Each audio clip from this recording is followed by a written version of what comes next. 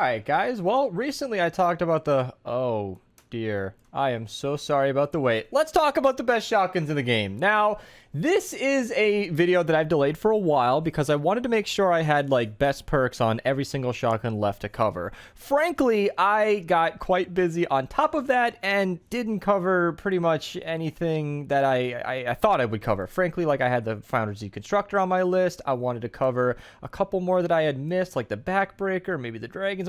But if I skipped any shotguns, there's a reason for it. And let's get into it now. So just like all the best weapons videos, we are going to be talking about basically all of the best shotguns leading from, you know, just alphabetical just to keep things organized. And I will have links to all of my shotgun videos down in the description below. If you're looking for any individual weapon, it should be down there. And if I haven't covered it, like I said, either there's a reason or maybe you should leave a comment and get me to cover it. Now, the big topic for me personally is the Founders Deconstructor because this has come up a lot. And I just tried it in game actually. And I'm coming to you guys with experience and it sucks. I would not want to cover this weapon unless it was heavily requested. And I can explain that now. This weapon is a pump action shotgun shooting 0.9 shots per second, basically once per second, and it's only doing like 126,000 damage. If you look at something like the Ground Pounder, it's doing like, okay, maybe 3/4 the amount of damage, but it's shooting more than 4 times faster. And same thing with the Huskbuster. It's doing slightly less damage per shot, but it's semi-automatic, shooting 3 times faster. And that is not a good recipe for a shotgun. And that actually leads us into our very first weapon, the Backbreaker. Now, I am going to be looking stats a lot here because almost all of my shotguns are perked the same, and it's the exact same math. 75,000 damage per shot is very low for a shotgun, at 130, I should say. And I do have my shotgun loadout on while I'm recording this, so these numbers are going to be a little inflated, but it's okay. They're all going to be consistent. I'm going to try to keep my loadout on for the rest of the video. But yeah, it's a pretty mediocre weapon. Like, it's the kind of weapon that'll get you through in the early game, but you should never level it up, never perk it up, don't invest into this, and just kind of move on. Now, the Black Drum is a weapon that has honestly always had a soft spot in my heart. In fact, this has been the case long before people even agreed with me, where a lot of people don't like the fact that it hurts you. But if you lean into that and get that 80% bonus damage in that 5th perk slot, that can give you a lot of damage. Like I said, 75k was low, then Beast, why are you going on about a 38,000 shot weapon? Well, it fires 2 at a time, and it has a really good chance to crit, so that can be a really, really nice punch to pack, and it's actually pretty good when you bring it in game. On top of the fact that you might notice I have 2 schematics, they have now added extra 6 perks to where you can get an extra bonus damage against nature enemies. That makes this weapon very, very strong against nature enemies. If you give it that fire element, you can actually get a brand new perk. You can roll double crit damage instead of maybe you know, crit rating crit damage and damage bonus from percent health, which means you can have better perks and more damage against nature enemies. So if you are going against specifically nature enemies, the Black Drum can be a very strong pick. And while I'm not going to pretend like it's the best shotgun in the game, it's definitely something I always keep in the back of my mind whenever I'm trying to have a little bit of fun. Now, the double boiler might surprise some people, but this weapon, believe it or not, is, if I'm not mistaken, it was a long time ago, the strongest weapon in the game per shot that wasn't a rocket launcher. Let me explain. So I'm on Fortnite DV, and if you just sort by damage at point blank range, this will give you the most base damage in the game. Obviously, the Storm King's Wrath is not going to surprise anybody, neither is the Pot Shot, but these are single target rocket launchers, and you can see that they essentially have a monopoly on this. However, oh, look at that, it's our friend the double boiler. Jack's Revenge is close behind, and you're going to see some other fan favorites down here, like the crossbows, for example, but the double boiler is the hardest hitting non-rocket launcher weapon in the game. That is a really impressive statistic, and on a shotgun, that is a fantastic combo. You're not going to see me use this much on stream, and I don't have an excuse for that. I think it's just not really suiting to my playstyle. If you use this weapon in game, you'll note that it has a weird little bit of a kick. It doesn't always seem to do all of that damage. Maybe the drop off is pretty hard. You can see I'm getting an extra 100,000 damage just for aiming at the head, so you definitely want to be hitting headshots, but that 500,000 projected DPS is actually only higher when you get the crits involved, and the double boiler can be a very, very strong weapon. I'm not really going to get into it too much further, but it's a really nice shotgun to know about, and if you ever see this in your Wild West llamas, you might want to consider grabbing it. The Dragon's Might is actually one of the shotguns I'm going to skip. The Dragon's Might and the Dragon's Roar are both basically those Chinese New Year shotguns where, honestly, the Dragonfire has pretty good stats overall, but its range is super limited. And the Dragon's Might is definitely going to be hinging very hard on the gameplay that I'll be showing here. You shoot a bunch of fireworks and they explode on the enemies. It is a fun weapon. I'm not going to pretend like it's useless. You can actually use this to some relative effectiveness in like the highest 160 zones, but there are way better options. This is a fun weapon. It's not meant to be taken seriously. It's a cool way to pass some time sometimes, but I'm not going to recommend this as any serious suggestion.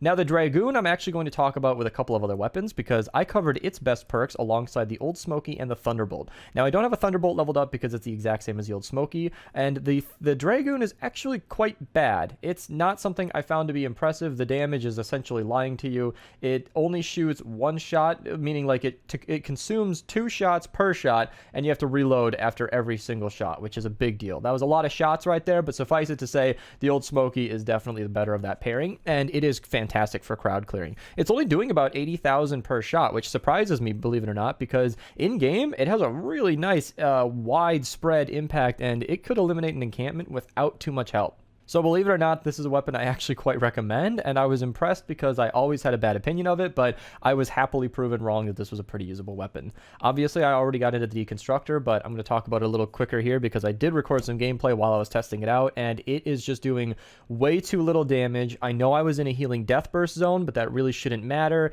It was just not impressing me. I'm just saying that there are weapons like the Ground Pounder and the Huskbuster, which are immediately after this one. You'll see what I mean in a second. Those are semi-auto shotguns that will absolutely decimate whatever is in front of you, and believe it or not, we're going to do a history fact of the day. Did you know that decimation was a method for old Roman military generals to punish their soldiers? If ever they were fleeing from combat or surrendering in any such way that, you know, meant that he needed to punish them, he would decimate them by taking out 1/10 of his crew. And I never really liked that term because now it means like whenever you decimate a crowd, you're only taking away like 10% of it, but nowadays the word hits a lot harder and doesn't actually mean what it used to. Either way, you're going to annihilate the entire crowd. That word means what it should mean. And the Ground Pounder, and I'm going to talk about the Huskbuster kind of at the same time because, believe it or not, the math on these weapons, when you factor in the reload, is identical. The Huskbuster and the Ground Pounder are basically the same, in that the Huskbuster hits harder, shoots slower, the Ground Pounder doesn't hit as hard, and it shoots faster. That is the key difference. I personally prefer the Ground Pounder because it does plenty of damage to eliminate the small enemies in one shot. If anything, I think the Huskbuster is actually a little too strong. It doesn't actually need to hit that hard. And obviously, you can see from the gameplay, these things are just... honestly, I said it recently in my Ground Pounder video that it is basically the perfect shotgun in my brain. If there is anything you guys want to take away from this video is that I have this perspective of the Ground Pounder being like the shotgun to compare all other shotguns to, and that it shoots fast, does tons of damage, has great range, great reload speed, high mag size. There really isn't a drawback to this weapon, and you can see it from the footage. It just destroys everything in its path, and I love running this shotgun. It is basically my go-to in every normal mission. Like I said, the Huskbuster is just too slow of a fire rate to really suit my personal playstyle, but it's a very, very heavy hitter on its own, and there's nothing to scoff at with the Huskbuster. And you can see I actually prepped 3 of them to power up, but I only ever got through 1 of them. So yeah, that is definitely still in the back of my brain. I have not recycled these schematics for a reason, but the Ground Pounder is essentially, if you were ever looking for the best shotgun, that is something that I'd like to draw attention to in this video, but there are more down the line that we're definitely going to be getting into. Now, the Longarm Enforcer, and okay, let's get into this. The Longarm Enforcer, the Nightclaw, and the Bear are basically the same weapon functionally. They are very similar to the Founder's Deconstructor. They are all pump-action shotguns that do pretty good damage when they shoot, and they're not unique enough to really talk about in separate situations here. They're all pretty mediocre. I recommend semi-auto weapons whenever possible, and I'm just not going to really get into it too much. The Maverick sitting between these is actually a very, very strong weapon on its own. It is an interesting playstyle weapon where it doesn't do a ton of damage per shot, but 2 main things make up for that. 1, it fires 2 shots quick before you have to reload. I think you can control that, so you're only shooting 1 at a time, but you can personally just spam 2 shots, and I said that it doesn't do that much damage per shot, but it can shoot through targets. That pierce is really what makes up the difference. If you don't believe me, just ask anybody who's ever used a Xenon bow, because believe it or not, the Xenon bow is like in the bottom half of damage-wise with the bows, where it doesn't actually do that much damage per shot, but because it can hit so many targets, it completely makes up for it. You can walk up to a crowd of enemies with a Maverick and just shoot once or twice and hit all of them, and it's really, really fantastic, and it's actually the same reason that the Pulsar 9000 is so good. Now, the Pulsar and the Maverick are very different weapons. They behave very differently, but the Pulsar is a weapon that I'm sure plenty of you have been squinting at my video a little frustrated furrow-browed because I keep praising the Ground Pounder. The Pulsar is definitely nothing to scoff at either. It is, once again, a slower firing, like lesser damage per shot, but it hits so many enemies in one shot that it actually makes up for all of its downfalls there, and it makes it a very, very effective crowd clearing weapon. And that is something very specific. Like the ground pounder can annihilate a smasher, but the Pulsar is going to make much quicker work of an entire encampment. And both of these weapons are situational. Both of them are to be used in their specific situations where they are going to be better than one another. The Pulsar is a little bit nerfed by the fact that it actually uses energy cells, and I know that some people don't care about that. Some people are rich, and if that's you, then great. I am personally one of those people who could use this weapon to my heart's content, but even I acknowledge the fact that it is expensive, and the energy cells are something I'd rather save for like the Deatomizer or the Storm King's Wrath, assuming somebody might need a Storm King run or something. And the Pulsar, however, is still a shotgun that is absolutely a force to be reckoned with. Now, I should have mentioned the Popshot sooner, but take everything I said about the Ground Pounder and Huskbuster and just lump it in with the Popshot and the Stampede for that matter. I didn't mention this earlier, but the Stampede is actually a complete scavenger, like normal version of the Huskbuster. The Huskbuster is a scavenger version of the Stampede, so you can actually throw in the Stampede and the Popshot in with everything I said about the Huskbuster and the Ground Pounder. All of these are semi-auto shotguns that are very, very strong. Now, believe it or not, the Room Sweeper is actually the highest damage per second divided by reload speed shotgun in the entire game. I know that was a lot of words, but if you take all the damage you're outputting and you factor in the time you're spending reloading, it's actually the highest DPS. Now, it also has some of the shortest range of all of the other shotguns. It is not going to be doing too much damage to anything outside of spitting distance, and that's fine. It's a very, very fun shotgun. It's going to burn through all of your ammo, but it's definitely a heavy hitter, and it's basically like an SMG, but it's firing shotgun shells. Now, the Staccato Shotto is a weapon that the stream chat and I have often forgotten was actually a shotgun. It behaves so closely to an assault rifle that is basically what it is. That's exactly how it plays. It has a really long range. I believe it's actually fully automatic as well, so you can just hold down the trigger and it'll pierce everything in front of it. It's not going to do a ton of damage per shot, but you have 15 rounds per mag, and it is a very, very fun weapon. Depending on what 6 perk you have, you can actually make the enemies dance, and it actually makes for a really interesting circumstance where you can have that damage dancing enemies, get some bonus damage from that, or you can at least stall them, because if you're in a situation where the enemies are banging on the walls of your defense, you can hit them with something like the Staccato Shotto and they'll all start dancing to where they won't actually be able to attack the walls. It's a really interesting shotgun to use. It does a little too little damage per shot for me to use it in the end game, but it's definitely something that I've never forgotten about, and it's a shotgun I always recommend trying out. Now, the Stalwart Squire made some splashes when it first came to the game because this weapon hits like a freight train. You might note that you can actually run triple crit damage on this thing. I wouldn't recommend it, but it is possible, and if you put Buckshot Raptor in the lead, in fact, let's even do this, just live on video. Let me just put triple crit damage on that. We're up to 530%. Let me just swap out for Metal Team Leader real quick. Go, oh, actually, no, I gotta swap out Buckshot Raptor, put Shrapnel in the support, and let's see just how much damage live on camera this thing can do, because I don't personally know, but I'm really curious. Let me get back down to my shotguns here, and the Stalwart Squire can get up to a 680% crit damage. That is ludicrous. That is essentially an 8 times damage multiplier, meaning this thing can hit for pretty much like 600,000-700,000 damage, and there are definitely ways to make that even higher. I've heard it critting in the millions, and that's secondhand knowledge. I know that with a full team, you can get these numbers a little different than what I've got here, but yes, this is a very, very interesting weapon. I wouldn't recommend it. It doesn't make it a good shotgun, but it definitely has play. It also has really good pierce, where it's going to be hitting a nice crowd of enemies all at once. So if you slap a reload perk on this instead of crit damage, which is what I personally recommend, you can get a pretty playable weapon. Just note that this weapon has a very low durability. It actually consumes 1 durability point per shot, meaning you're only going to get 300 shots with this thing before it breaks. For reference, I believe the Ground Pounder has about 900, so does the Huskbuster is a little less because it's scavenger. Most shotguns are not going to break nearly as quickly as this one will, and you're definitely going to feel it. All right, now that I've corrected my loadout, let's talk about what is probably my personal favorite shotgun. I know, I've given a lot of praise to the Ground Pounder, but that's just what I think is like the perfect shotgun.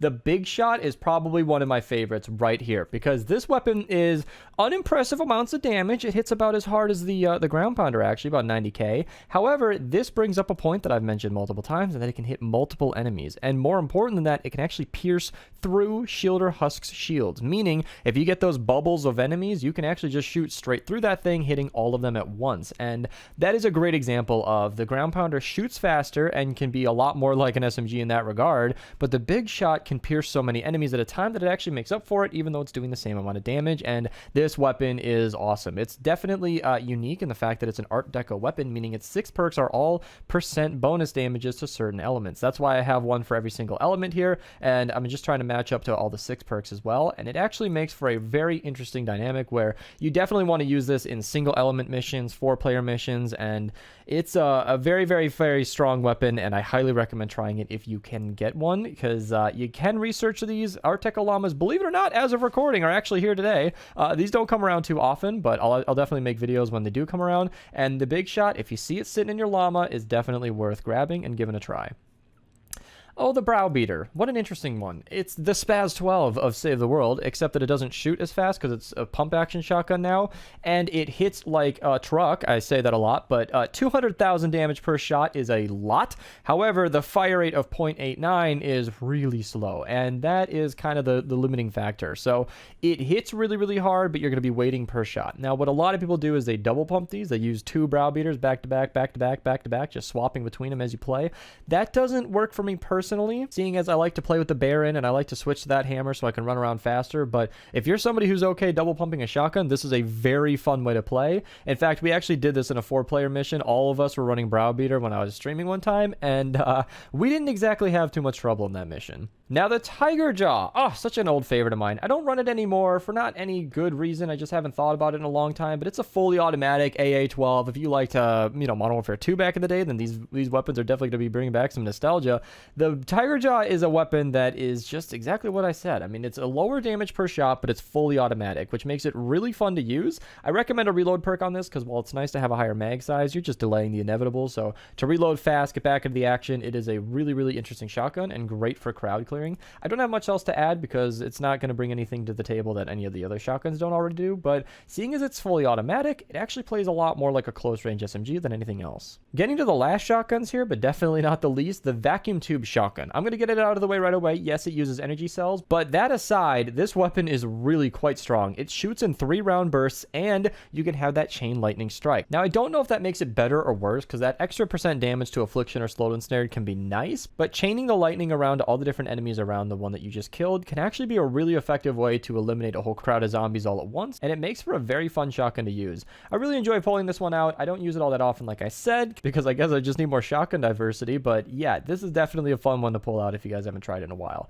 And the Woofer, I don't have leveled up because it's essentially a budget Pulsar. I think I covered this in its video and the Pulsar video, and that damage, fire rate, mag size, in every single way that the Woofer can be improved, the Pulsar does so. This is going to look a little tricky because all my perks are blue, but it basically says what I'm trying to say here, and that it does more damage, more headshot, more, I mean, that's the same thing, but more crit chance. Again, that would be fixed with perks, so you can ignore that. But the Woofer has, I guess, a little bit of higher fire rate, but that's not really saving it. That mag size doesn't really get better. I mean, having that much more is nice. Obviously, the Pulsar is shooting more shots per shot, but that's essentially still 5 instead of 4. In every single way that the Woofer could be improved, the Pulsar steps into its place. So I kind of just look at it as a budget Pulsar. Now, down here, we do have a few just repeats, but I do want to point out that the Helium Shotgun is lurking down here. Now, just like in the SMG video, I believe it was the SMG or the AR, maybe both, I am going to leave a couple of shotguns uncovered. I've already mentioned several of them, but the Helium Shotgun is one that got a very sizable damage buff after the rework. I've never known this to be a very strong weapon, meaning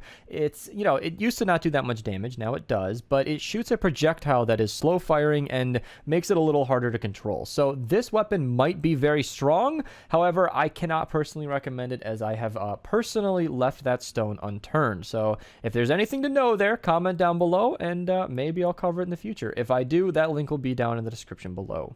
Now, we still have a couple of follow-up shotguns, seeing as I personally, apparently, don't have everything powered up, but I wanted to bring up the brush off, because this is very similar to the big shot that I mentioned earlier, but it honestly performs closer to the Foundry's Deconstructor than anything else. It doesn't have that crowd piercing, so you are slow-firing, pump action, shooting one enemy at a time. It does a ton of damage, but honestly, that holds it back too much to make it something that I would want to use. And the two-step, I don't have a legendary copy to flex here, but it is actually a surprisingly good weapon. It fires fires 2 shots at a time, hence the name the two-step, and I'll leave that video down below if you guys want to see some gameplay, but it's actually a really strong shotgun that I highly recommend.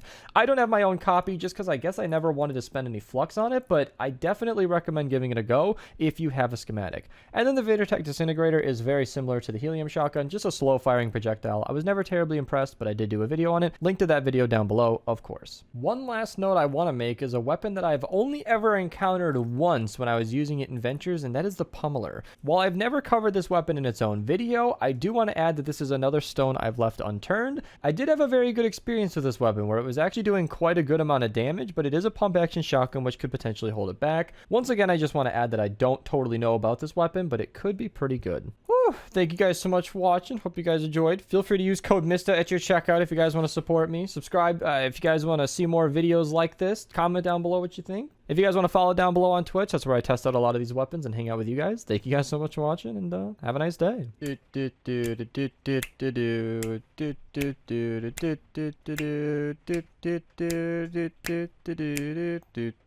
And then